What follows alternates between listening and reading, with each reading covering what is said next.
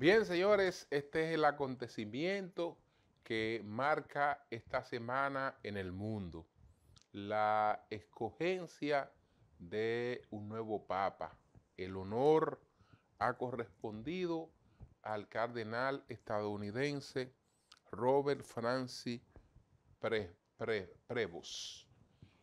Este cardenal Prevost, pues es el prefecto en el momento de su elección del dicasterio de los obispos. No es un hombre de mucha figuración mediática. Es un papa, era un cardenal cercano a Francisco, pero no era Francisco.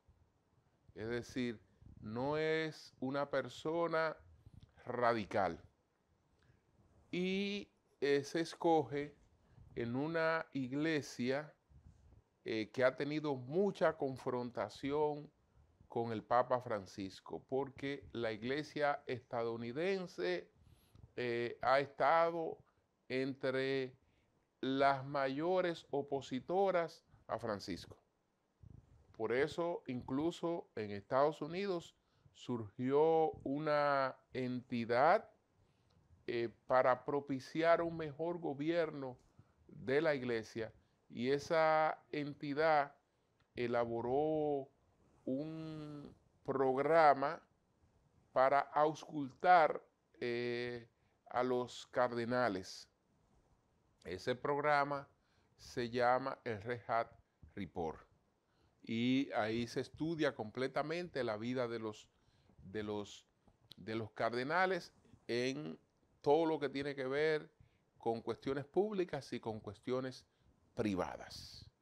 Y hay informaciones muy privadas que sirven para tener determinado control sobre cada uno de los cardenales. Es evidente con esta votación corta, porque solo hubo 4 rondas, una el primer día, 3 en el día de ayer. Esta fue tan corta como la escogencia de Benedicto XVI, que transcurrió en 4 votaciones. ¿Qué significa esto? Que allí se llegó con un perfil claro de lo que buscaba la iglesia. Y la iglesia buscaba un híbrido. La iglesia buscaba un unificador. Ya la iglesia se sentía bastante fracturada con la línea por la que la llevó el Papa Francisco. Y había la necesidad de, sin abandonar ciertos abanderamientos, procurar un poco más de moderación. Y yo creo que esta elección del Papa León XIV va en esa onda. Así es que la iglesia, con esta sabiduría que le caracteriza, por eso es una institución milenaria, no es una institución donde los cardenales van al cónclave fanatizados, y si la mayoría han sido designados por Francisco, como en este caso, van en una tendencia que lo inclina hacia una votación que no toma en cuenta más que la mayoría, no. Esa votación toma en cuenta las necesidades de la iglesia, toma en cuenta las necesidades del mundo. Y en ese sentido, entonces se produce. Un cardenal no vota sencillamente por lo que yo entiendo que debe tener la iglesia en función de mi ideología, sino también en función de la necesidad de la iglesia. Entonces, el primer papa estadounidense, pero un papa también español, de orígenes españoles, y un papa muy vinculado a Latinoamérica, porque una buena parte de su vida ha transcurrido en Perú. Es decir, que sigue siendo un papa de una gran influencia latinoamericana. El Papa León XIV, que la Iglesia acaba de proclamar. Señores, vamos a una pausa y después vamos pues con otros temas antes de presentar cuáles son los 10 de mayor impacto alcanzado esta semana. Adelante.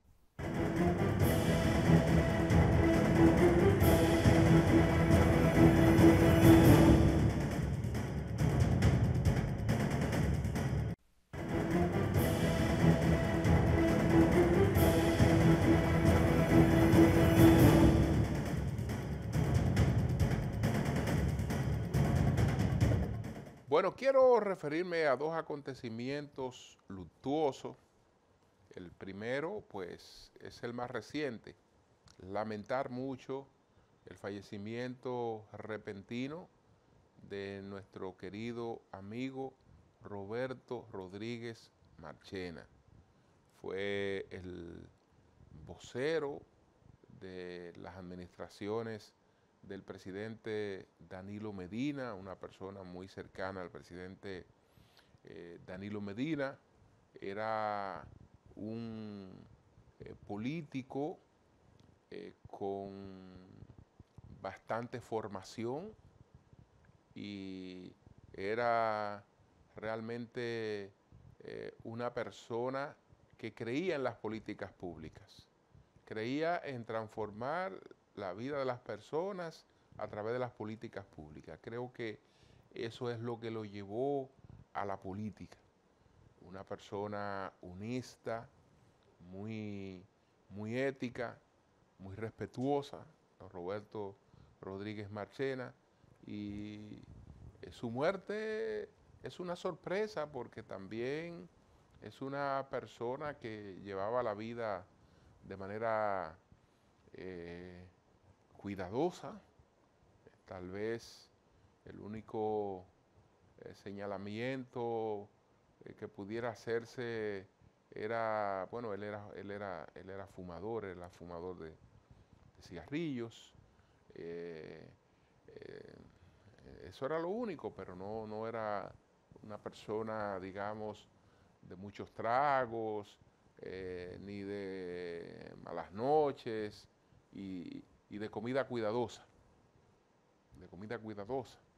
Es decir que, y se le veía muy bien, se le veía muy bien. Nadie podía imaginarse que cualquier tarde, trabajando como de costumbre en la oficina de su residencia, pues ahí él encontraría como encontró la muerte. Estamos muy apenados y unidos al vacío, al dolor que embarga tanto a su esposa como a sus hijos y a todo el Partido de la Liberación Dominicana, especialmente al expresidente Danilo Medina, que apreciaba mucho a Roberto Rodríguez Marchena. Ese es uno de esos acontecimientos, de esos dos acontecimientos luctuosos a lo que hice referencia. El otro, esta semana se conmemoró el primer aniversario de la tragedia de El Yetse. 233 personas han resultado fallecidas y se esperan los resultados de la experticia que pueda establecer exactamente qué fue lo que pasó allí. En los primeros días se adelantaron muchas especulaciones y gente que entendía saber lo que había pasado se puso a especular, a hablar de sobrecargas en el techo y de una serie de cosas que actualmente nadie es capaz de seguirla sustentando, porque en términos estructurales no explican lo que allí pasó.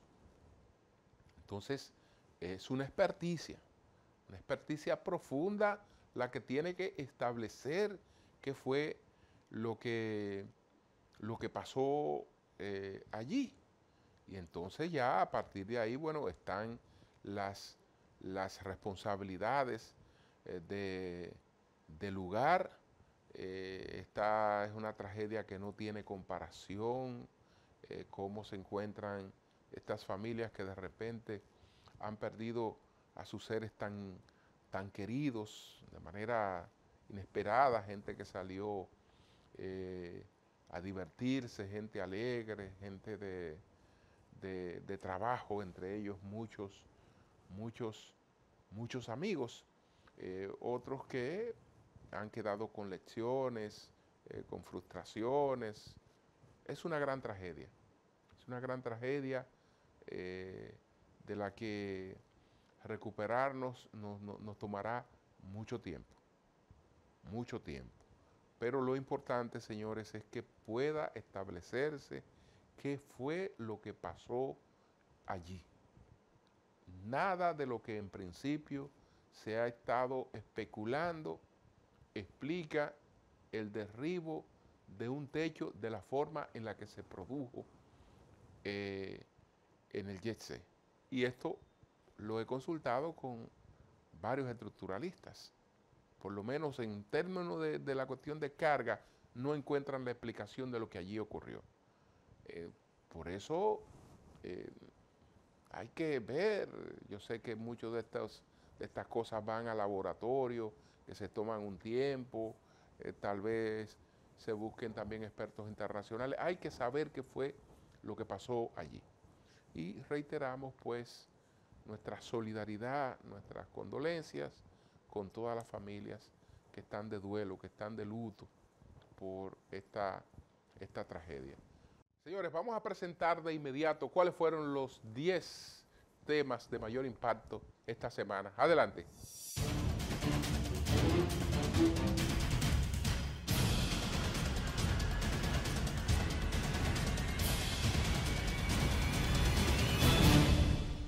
República Dominicana se convirtió en el epicentro del debate jurídico internacional con la celebración de la 29 edición del World Law Congress, organizado por la World Law Foundation. Este evento reunió en Santo Domingo juristas, académicos, autoridades, líderes mundiales y estudiantes de derecho, con un objetivo común: reforzar el Estado de Derecho como garante de la libertad y la paz. El Congreso reunió a más de 2.500 personas, en las que unos 300 expertos de 70 países debatieron temas que van desde la democracia, el Estado de Derecho, la libertad en todas sus formas, los derechos humanos, la equidad de género y la defensa de la infancia. Además, se abordaron temas de gran actualidad como el uso ético de la inteligencia artificial, el acceso a la justicia en contextos vulnerables y el papel de las constituciones en tiempos de polarización política. El World Law Congress 2025 no solo reafirma a República Dominicana como un hub diplomático y jurídico en América Latina, sino que además sella su compromiso con la defensa de los derechos humanos, el pluralismo institucional y la formación de futuras generaciones de juristas. Durante el evento, el presidente Luis Abinader y el expresidente Leonel Fernández se dieron un fuerte abrazo en la clausura del Congreso. Este gesto se dio tras un llamado del presidente de la World Law Foundation, Javier Cremades, a reconocer la unidad institucional del país. La clausura del Congreso estuvo encabezada por el rey de España, Felipe VI, junto al presidente Luis Abinader. Durante el evento, el rey entregó el prestigioso galardón World Peace and Liberty Award a la magistrada Sonia Sotomayor, jueza asociada de la Corte Suprema de los Estados Unidos desde 2009. Su trayectoria representa un hito histórico. Es la primera mujer latina en ocupar una silla en el alto tribunal estadounidense y una de las voces más influyentes en la jurisprudencia contemporánea.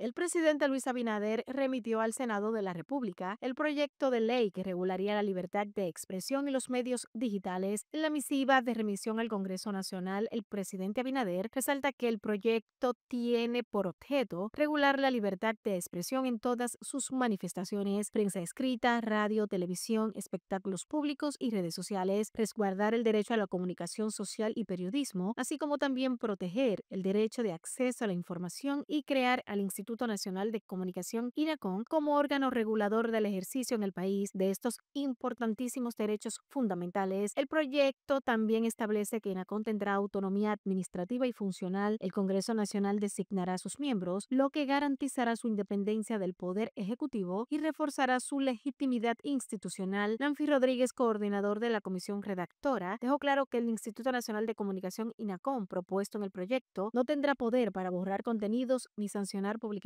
en medios o redes sociales. Solo podría intervenir en casos que involucren la protección de menores o la defensa de la dignidad humana.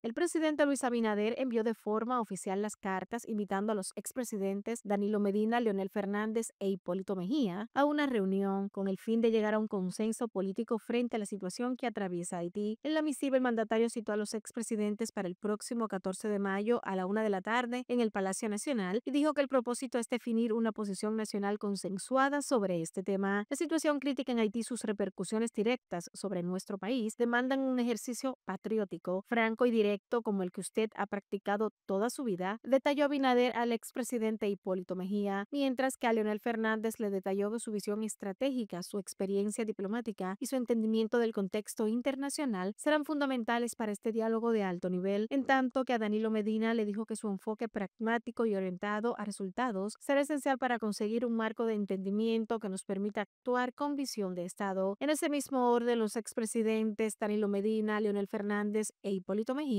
manifestaron su disposición a sostener un encuentro con el presidente para abordar la situación migratoria haitiana. El segundo tribunal colegiado del Distrito Nacional decidió modificar las medidas de coerción impuestas al ex procurador general de la República, Jean Alain Rodríguez, y ordenar el cese de su arresto domiciliario y el retiro del grillete electrónico que portaba. La decisión fue tomada por el tribunal que preside la jueza Claribel Nivar Arias, quien precisó que se mantienen vigentes otras medidas, entre ellas el pago de una garantía económica de 30 millones de pesos y el impedimento de salida del país. Otra medida que ha favorecido al ex procurador está la que fue tomada por el Tribunal Constitucional de prohibir al Ministerio Público poner motes o sobrenombres despectivos y discriminatorios a los imputados de una investigación penal que puedan vulnerar la dignidad, el honor o la presunción de inocencia de las personas investigadas. La decisión se produce tras un recurso de revisión constitucional de sentencia de amparo interpuesto por el ex procurador Jean Alain Rodríguez, en el que alegó que el uso del nombre Operación Medusa para identificar la investigación penal en su contra constituye una forma de estigmatización y trato denigrante que violaba sus derechos fundamentales. El caso por la presunta malversación de más de 6.000 millones a través de procesos fraudulentos en la Procuraduría General de la República se ha convertido en uno de los expedientes judiciales por corrupción más sonados de los últimos años en el país.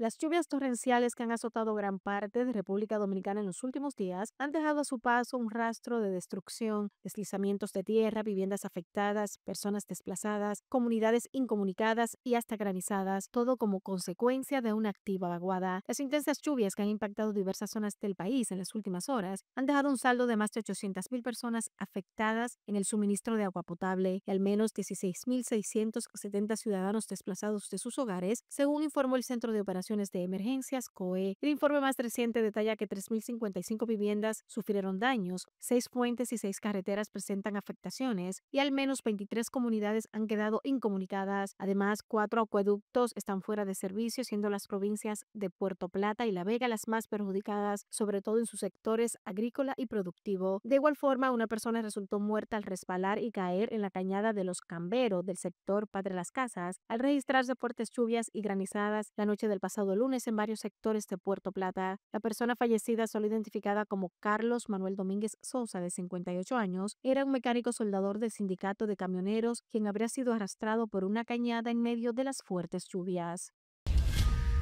La empresa Caribbean Transmission instalará una planta de generación eléctrica en República Dominicana, la cual alimentará a Puerto Rico a través de un cable eléctrico submarino. El proyecto, que ha capturado la atención del público por su carácter inédito, llevar electricidad desde República Dominicana a Puerto Rico mediante un cable submarino, avanza en materia de permisos. El director de Caribbean Transmission, Tirso Selman Rivera, informó que la aprobación de los permisos ambientales federales de los Estados Unidos necesarios para su ejecución progresa de manera manera favorable y podría concretarse en noviembre de este año. Selman Rivera aseguró que esta autorización constituye un hito crucial para la construcción y operación de la infraestructura energética internacional, cuyo costo de inversión inicial ronda los $1.000 millones, con una inversión total de $2.000 millones. La planta se construirá entre las provincias San Pedro de Macorís y La Romana y tendrá una capacidad de generación de 700 megavatios térmicos y contará con un complemento de 200 megavatios en energía solar. El combustible que se utilizará inicialmente será gas natural y estará certificada para operar con hidrógeno verde. La nominada del presidente Donald Trump para embajada de Estados Unidos en República Dominicana resaltó los orígenes como inmigrantes de sus padres y se presentó como un producto del sueño americano ante los senadores del comité que evalúa su idoneidad para ocupar el puesto. Lea Francis Campos fue entrevistada por congresistas como parte del proceso de confirmación a la nominación realizada en 2024 por el presidente Donald Trump para asignarla como embajadora de Estados Unidos en República Dominicana. Durante su intervención, Campos aseguró que, de ser ratificada por el Senado, trabajará estrechamente con el gobierno dominicano para mejorar la seguridad fronteriza y frenar la inmigración ilegal registrada en el territorio estadounidense. Asimismo, se comprometió a intensificar las labores que desarrollan las autoridades de ambos países de las Américas para desmantelar las operaciones de los carteles de la droga y las organizaciones criminales transnacionales. Sin embargo, en lo que más énfasis hizo Campos fue la necesidad que tiene Estados Unidos de reducir la incidencia que tiene China en República Dominicana y los países de la región. Es por esta razón que dijo trabajará incansablemente para contrarrestar la influencia del Partido Comunista Chino en República Dominicana y en todo el hemisferio. El estadounidense Robert Francis Prevost, de 69 años, se convirtió el pasado jueves en el sucesor del Papa Francisco y en el primer pontífice norteamericano de la historia con el nombre de León XIV, anunció el Vaticano. Prevost es el prefecto del Dicasterio para los Obispos y arzobispo emérito de Chiclayo, Perú. Recibió la ordenación sacerdotal en 1982, obtuvo la licenciatura en 1984 y luego fue enviado a trabajar a la misión de Chulucanas en Perú, por lo que tiene amplio acercamiento con América Latina. La paz esté con todos ustedes fueron sus primeras palabras al mundo. Todas las personas en todo el mundo, la paz sea con ustedes, dijo el ex cardenal de Boston en los Estados Unidos. Este misionero de la antigua Orden de San Agustín, que también tiene nacionalidad peruana, ha sido en los últimos años un estrecho colaborador del difunto Papa Francisco y entró a su estilo discretamente en la lista de papables para este cónclave como un outsider en medio de otros grandes nombres.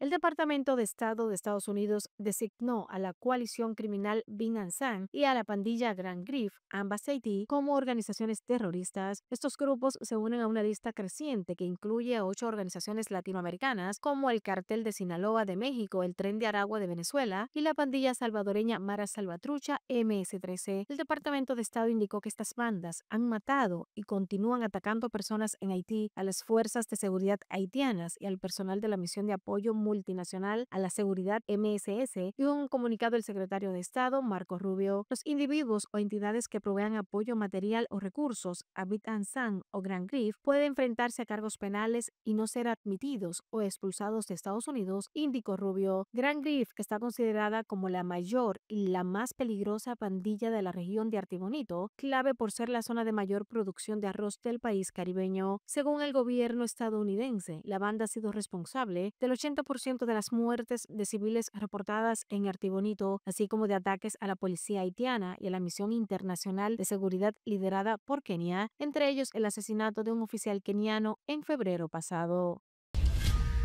Finalmente, las estrellas más influyentes del mundo del entretenimiento, la moda y el deporte desfilaron el pasado lunes por la emblemática escalinata del Museo Metropolitano de Arte en la Met Gala 2025, la noche más esperada por la industria de la moda a nivel mundial. Con una lista exclusiva de alrededor de 450 invitados, la gala reunió a diseñadores, estilistas, modelos, atletas, músicos y actores que sorprendieron con atuendos audaces, teatrales y cargados de simbolismo. Este año, el el código de vestimenta titulado Hecho a tu medida, rindió homenaje a la exposición Superfine Tailoring a Black Star, que se traduce al español como Superfino, el arte de la sastrería en el dandismo negro, que además de centrarse en el dandismo dentro de la cultura afroamericana, analiza la importancia de la ropa y el estilo en la formación de las identidades de las comunidades negras. La alfombra roja fue un derroche de creatividad, también de reinterpretación de la moda masculina, con guiños elegantes a trajes clásicos y piezas inspiradas en íconos de la moda negra. El evento, además de ser una plataforma de estilo, cumplió su función como gala benéfica a favor del Instituto del Vestuario del Met. Casi 300 personalidades caminaron por la alfombra roja de la Met Gala 2025, entre las que destacaron Zendaya, Shakira, Rosalía, Bad Bunny, J Balvin, Maluma, Zoe Saldaña, Kendall Jenner, Gigi Hadid, Pharrell Williams, Colman Domingo, Lana del Rey, Diana Ross, Rihanna, asimismo el piloto de Fórmula 1 Lewis Hamilton, la presidenta de la gala Anna Wintour, entre otros invitados.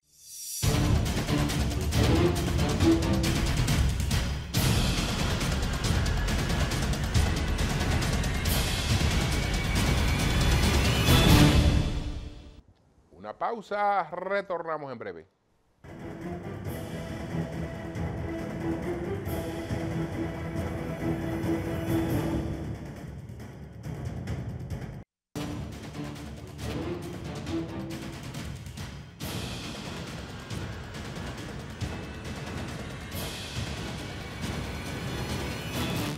Bueno, el presidente Abinader esta semana estuvo en Washington por dos motivos. Él fue a recibir un reconocimiento del Instituto de Liderazgo Hispano del Congreso de los Estados Unidos, que también reconocía al secretario de Estado Marcos Rubio. Y bueno, el escenario también fue propicio para una reunión entre nuestro presidente y el secretario de Estado Marcos Rubio. En esa reunión, el presidente Abinader ha reiterado la preocupación principal de República Dominicana, que es la de la crisis haitiana y la de la necesidad de que Estados Unidos mantenga su apoyo para tratar de buscar una solución a ese tema que hasta ahora ha sido muy tímido, prácticamente insignificante, porque las bandas que han sido declaradas como terroristas por la administración del presidente Trump siguen a sus anchas en control de una buena parte del territorio haitiano, y todo lo que eso representa sigue pues ejerciendo mucha presión sobre la República Dominicana en términos migratorios, pero también en términos económicos, porque no hay una economía estable en Haití. Eso afecta mucho la economía dominicana, que se comunica mucho con la economía haitiana, comparte, intercambia mucho con la economía haitiana. Si esa economía está restringida por la inseguridad, eso se refleja también aquí. Y aquí todas las medidas que ha tenido que tomar el gobierno también para contener este desborde migratorio afectan actividades productivas que dependen mucho de esa mano de obra ilegal. Entonces, ese es, sin lugar a duda, nuestra principal preocupación, porque incide en otras cosas. Incide en otras cosas. Cuando se habla de este tema, hoy no estamos hablando, o cuando se habla de los planes de unificación, no es la declaratoria de Toussaint de una isla indivisible, no son las pretensiones de Dessalines, que podemos hablarla como pretensiones políticas. Ese mismo peligro está hoy, pero ha pasado a expresarse a través de otras amenazas, porque está la amenaza en cuanto a todo lo que esto implica en términos de nuestra cultura, del impacto cultural de una nación hispánica unificada por un idioma, por unas costumbres, etcétera. Tiene sus connotaciones espirituales y además la presencia de esta gran cantidad de extranjeros ilegales, eso en un país como nuestro puede llevar al colapso del Estado Nacional, que en vez de un Estado colapsado, en esta isla convivan dos estados colapsados de manera igual. Entonces, hay otras preocupaciones, pero ya son más llevaderas, aunque no dejan de ser importantes. Tenemos el tema de los aranceles, que ahora nuestras zonas francas tienen que desenvolverse con un 10% de aranceles en Estados Unidos. Como esa medida es común, tal vez no afecte tanto, pero hay un elemento de que nuestras zonas francas tienen una competencia con México que no tiene esa situación. Entonces ese es otro tema también de interés al que tenemos que buscarle una salida. El gobierno de Estados Unidos, lamentablemente, cada vez pierde más autoridad. Cada vez enfrenta mayores cuestionamientos. Esta semana, la Reserva Federal de los Estados Unidos se empantalonó. No pudo bajar los tipos de interés. Es decir, no pudo abaratar el dinero para provocar una mayor circulación de dinero.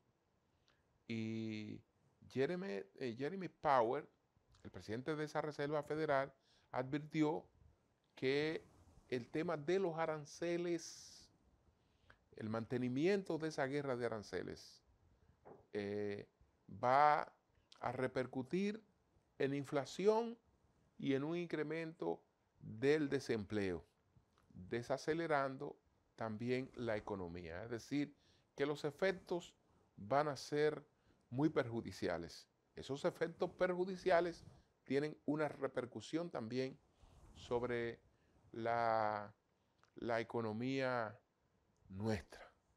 Entonces, señores, nosotros estamos enfrentando factores no nacionales, porque está la crisis haitiana con repercusión nacional, está la situación de la economía de Estados Unidos y también estos intentos de establecer aranceles, olvidándose de que existe un tratado de libre comercio y al margen de lo que establece ese tratado de libre comercio, a un país que no tiene manera de contrarrestar eso que no sea con el diálogo, porque no es China, que puede librar un pulso como lo ha librado e incluso ha dejado muy mal parado a Estados Unidos, pero República Dominicana no tiene lamentablemente esas posibilidades. Vamos a una pausa, retornamos en breve.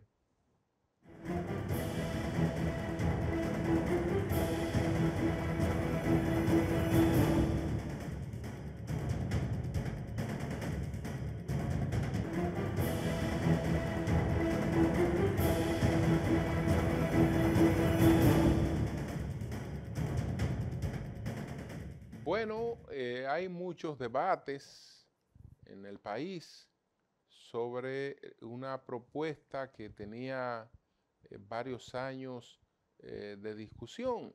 Ya la propuesta fue terminada y llevada al Congreso. Me refiero a una nueva ley de libertad de expresión y medios de comunicación. Es una ley garantista que interpreta o asume ya decisiones del Tribunal Constitucional, de la Corte Interamericana de los Derechos humano que despenaliza lo que es el denominado o lo que son los delitos de opinión. Y entonces trata de regular, ¿sí?, las plataformas digitales. Y cuando está hablando de estas plataformas, no se refiere a los canales de YouTube de personas que producen contenidos a través de esos canales de YouTube y que producen contenidos para distintas redes sociales, sino el proyecto establece que sus intenciones van hacia las prestadoras, las grandes prestadoras, las madres de estos servicios que en otros países han alcanzado regulaciones. ¿Qué ocurre? Cuando quien emite una opinión es una persona física, hay la posibilidad de que esa persona física, si ha incurrido en violaciones, pues pueda responder por esas violaciones.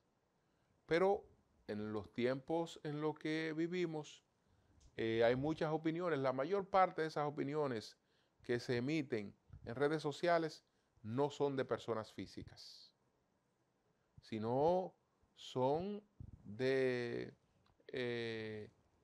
cuentas falsas, cuentas fantasmas que se ocultan con nombres fingidos para poder decir cosas que no la puede plantear una persona física.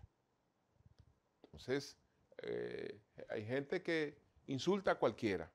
Cuando usted va, tiene 3 seguidores, 6 seguidores, y el nombre es un invento.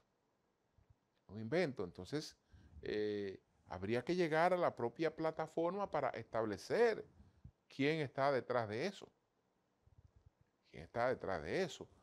Pero eso hoy también tenemos que, como se puede producir comunicación sin la intervención humana, pues hay inteligencias artificiales, hay algoritmos que producen contenidos. Esos contenidos pueden promover el odio, pueden promover conflictos. Eso ha ocurrido.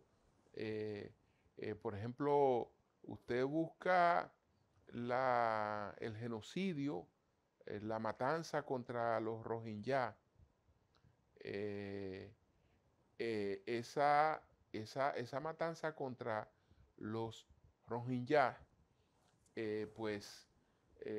fue promovida por los algoritmos de Facebook. Entonces, hay necesidad de establecer controles. Y parece que esa es la preocupación básica de esta ley, aunque hay mucha gente que ha externado otros temores muy legítimos. Precisamente sobre ese tema, nuestras 3 preguntas le fueron planteadas al doctor Manuel Sierra, distinguido jurista, que ha hecho cuestionamientos a esa ley. Vamos inmediatamente a ver la respuesta que dio Sierra a nuestro equipo sobre esta ley, esta propuesta de ley de libertad de expresión y medios de comunicación. Adelante.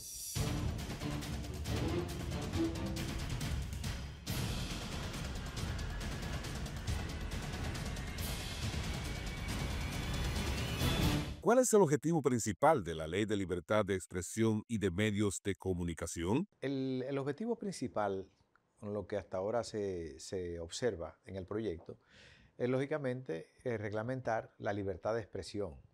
Ahora bien, cuando uno hace un análisis pormenorizado, puede advertir que el mayor interés en esta ley es reglamentar las nuevas modalidades de comunicación, las nuevas plataformas de comunicación. Eso pudiera entenderse como una especie de discriminación de alguna parte. Las críticas son bastante pronunciadas cuando se refieren a redes sociales bajo el argumento de que algunos elementos de ciencia, de respeto a la dignidad, al buen nombre, a la propia imagen, no son muy abundantes en las plataformas. Y entonces eso en el proyecto de ley es una de las cosas que se ve muy pronunciadamente. Pero en términos general busca reglamentar bajo el argumento, y es un argumento muy socorrido en el país, de que una legislación vieja siempre es mala, cosa que no ha sido así. Hemos tenido grandes modificaciones y han sido muy frustratorias en los últimos años. De manera que ese proyecto de ley por reglamentar o intentar reglamentar derechos tan importantes como es la libertad de expresión, pero del otro lado, como es el nombre, la propia imagen, el honor y la dignidad de la persona, tiene también que ser muy equilibrado. Yo veo en algunos detalles, algunos asomos que generan de alguna forma algún nivel de inseguridad jurídica. Y lo digo más apegado a mi experiencia como abogado de ejercicio que más y distinto a lo que teóricamente lo quieren construir los redactores de ese proyecto. De manera que eso es lo que se busca, pero vamos a ver cómo avanza este asunto. ¿Cómo puede el gobierno impedir que los algoritmos de las grandes empresas de redes sociales sean empleados para atizar el odio y la confrontación entre ciudadanos, como ya ocurrió en la matanza contra los rohingyas en Birmania? Mira, ese es un tema bastante serio que al gobierno le va a costar mucho, porque parte de la forma del gobierno de esas plataformas no son de alcance local. Por tanto, muchas de esas cosas se van a producir. No tenemos todavía nosotros los niveles de desarrollo para poder controlar esos elementos. Por eso entonces, el único ingrediente que de alguna forma pudiese controlar, aunque sea subjetivamente ese asunto, es con la aplicación de sanciones penales, que es por lo que se está ahora apostando, entre comillas, que no tenga la ley. Sin embargo, en una cuestión que yo no entiendo, incoherente, no importa que estén ahí gente a los que uno le tiene aprecio, que hayan redactado ese proyecto y que también tienen las competencias, sobre todo el magistrado Hermógenes. Pero está la otra parte, que es el derecho de defensa, o sea, ese ejercicio del día a día, que muchos de los redactores de ese proyecto no la han tenido. Entonces, la única forma de controlar eso, peligroso por cierto, es de alguna forma poniendo sanciones. Entonces, extrañamente, ese capítulo lo dejan vacío y lo remiten entonces de una ley orgánica a una ley de naturaleza de delito común. O sea, una sanción por remisión. Y eso, al final del día, lo que termina generando es inseguridad jurídica para los ciudadanos. ¿Qué vías tienen las personas expuestas a difamaciones y tratos denigrantes a través de las redes? ¿Y qué pasa cuando se hace a través de cuentas fantasmas o con nombres fingidos? La vía será siempre el tribunal, aunque este proyecto o esta ley, ante el evento de que se termine aprobando, tiene distintas vías. Tendrá una vía por la parte contenciosa administrativa o administrativa, tendrá una vía en el aspecto civil y dejan una suelta que hasta este momento yo no alcanzo a ver, como está establecido en el artículo 171, que será en el campo de lo penal. En el aspecto de lo que se curse por ante los órganos administrativos, las dos instituciones que se van a crear, una que hará el papel del Ministerio Público y otra que hará el papel del tribunal, eso desde ahora me aventuro yo a decirlo, será una pérdida de tiempo que no va a resolver nada. Va a comenzar bien, porque como escobita nueva va a barrer bien. Ahora bien, una vez que eso vaya tomando tiempo, va a ser igual que lo que tenemos, una Comisión Nacional de Espectáculos Públicos. ¿Por qué? Porque es que las comisiones no funcionan en el país. Tú estás integrando a distintas instituciones, representantes de distintas instituciones, para que vengan y formen una comisión como una especie de tribunal. Y eso siempre se dificulta. Y en todo eso, en el medio de todo eso, estará el ciudadano que reclama rectificación o que reclama el resarcimiento de una cosa que se llama su dignidad humana, que no tiene, ese valor no se somete a un test. La dignidad humana no se somete a un test de valoración. Por tanto, yo creo que tratando de buscar o de abarcar muchos sectores de las comunicaciones, terminará siendo una ley con algunos matices de violencia, porque cada vez que un ciudadano vea que sus reclamos no prosperen, entonces terminará cogiendo la calle como ha ocurrido, viene ocurriendo en algunos países del área, específicamente en México. De manera que vamos a ver cómo esto se desarrolla, pero habrá muchas aguas que nadar todavía.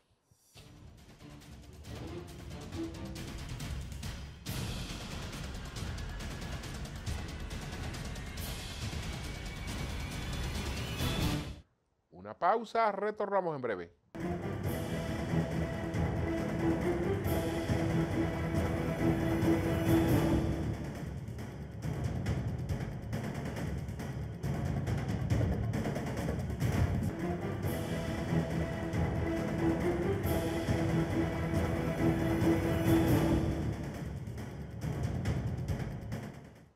Bueno, el presidente Abinader formuló una invitación pública a los expresidentes Leonel Fernández, Danilo Medina, Hipólito Mejía, para una reunión con él en Palacio Nacional con la finalidad de discutir la problemática haitiana. Y el objetivo es buscar, digamos, una política de apoyo consensuado frente al tema haitiano. Eso tenemos que tratar de lograrlo. El país lo necesita. Cuando leímos la carta pública que el presidente había enviado a estos expresidentes y vimos que la convocatoria se hacía a Palacio, inmediatamente publiqué un mensaje en X planteando que me parecía que el Palacio no era el lugar más apropiado para lograr este encuentro, porque es un lugar un tanto incómodo para los expresidentes. Incluso muchos después que salen del Palacio no vuelven, a menos que no sea a recibir una condecoración. Bueno, del doctor Leonel Fernández, posteriormente, hablando en el Congreso Mundial de Derecho que se produjo en el país, coincidió con lo que yo había planteado, porque él dijo que estaba de acuerdo con la reunión, pero cuestionaba el lugar. Después, entonces, ocurrió que el licenciado Danilo Medina y el PLD aceptaron la convocatoria a diálogo, es decir, expresaron su disposición de que haya conversación entre Luis Abinader, el presidente Luis Abinader y el presidente Danilo Medina sobre esa temática, pero como en principio se había planteado que era donde se entendiera más apropiado, Danilo expresó su disposición de recibir al presidente Abinader en la casa presidencial del PLD. Esto indica que entiende que estos diálogos en principio deben ser individuales. Y después, pues, si hay algún logro, buscar una reunión ya común para anunciar esos logros.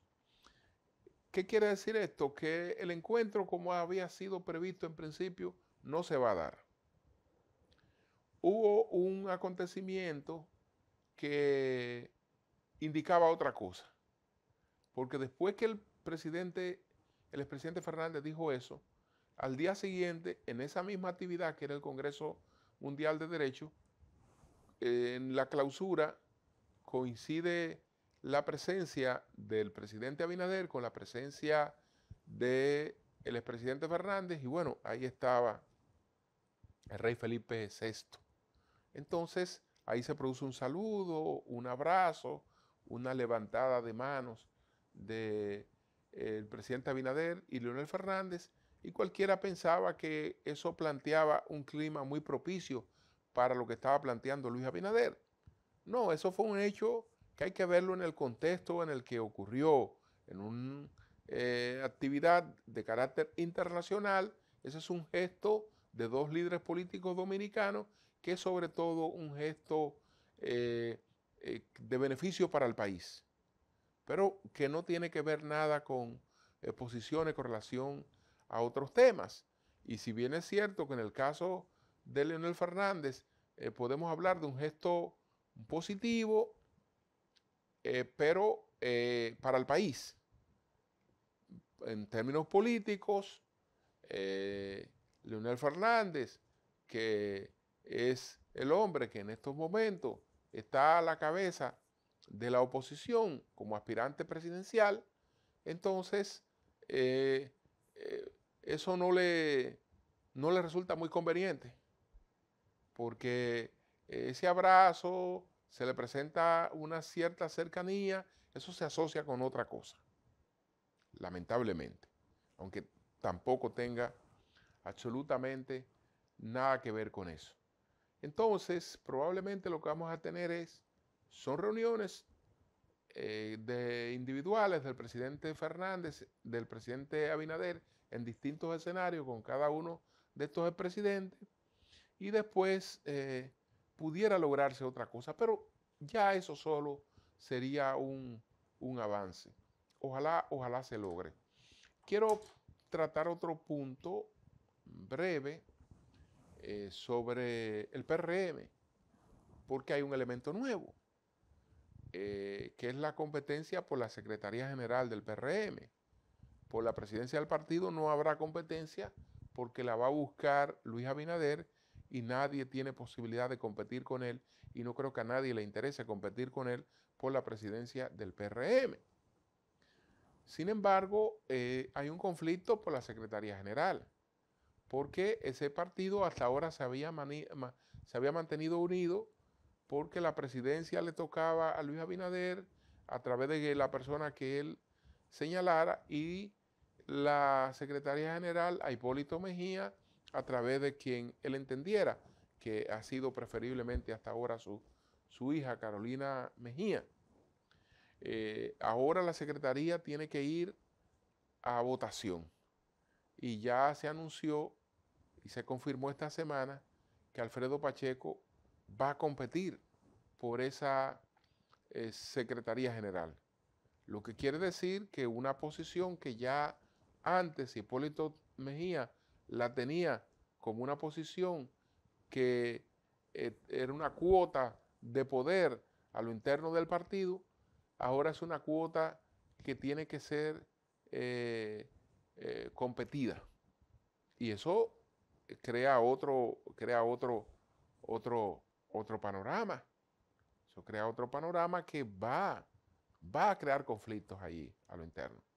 Es decir, así como se presentó un conflicto interno en la Fuerza del Pueblo por ese mismo tema, en el PRM habrá conflicto por ese tema que tiene que ver con la Secretaría General del partido.